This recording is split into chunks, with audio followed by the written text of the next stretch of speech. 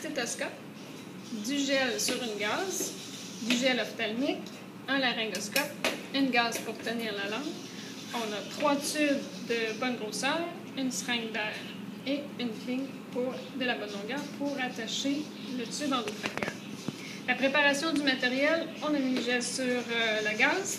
On vérifie le laryngoscope pour être certain que la lumière fonctionne. Si elle ne fonctionne pas, ça peut être la lumière qui est brisée. Il peut y avoir un mauvais contact, donc revisser la vis un peu plus serrée, ou c'est les batteries. Alors, on vérifie que la lumière fonctionne et on referme la lame du laryngoscope. Pour les ballonnets, on les gonfle pendant 1 minute pour être certain que l'air reste bien dedans, qu'il n'y a pas de fuite.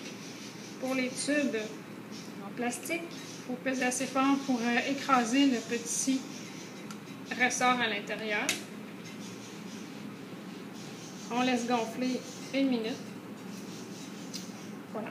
Si on a un choc, on doit préparer en plus un stylet et la lidocaïne. Vérification de la lidocaïne, on vérifie le jet pour être certain que le petit tube n'est pas bloqué.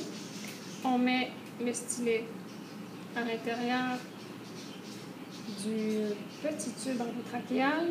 On est certain qu'il ne dépasse pas à l'extérieur pour ne pas blesser la trachée et on le replie pour qu'il reste fixe le temps qu'on puisse l'installer. Après 1 minute, les ballonnets sont vérifiés. On enlève l'air à l'intérieur.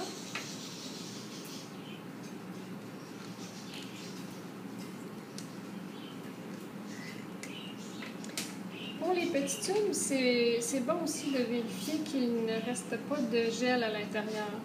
Donc, il n'est pas bloqué par du gel qui serait séché en place.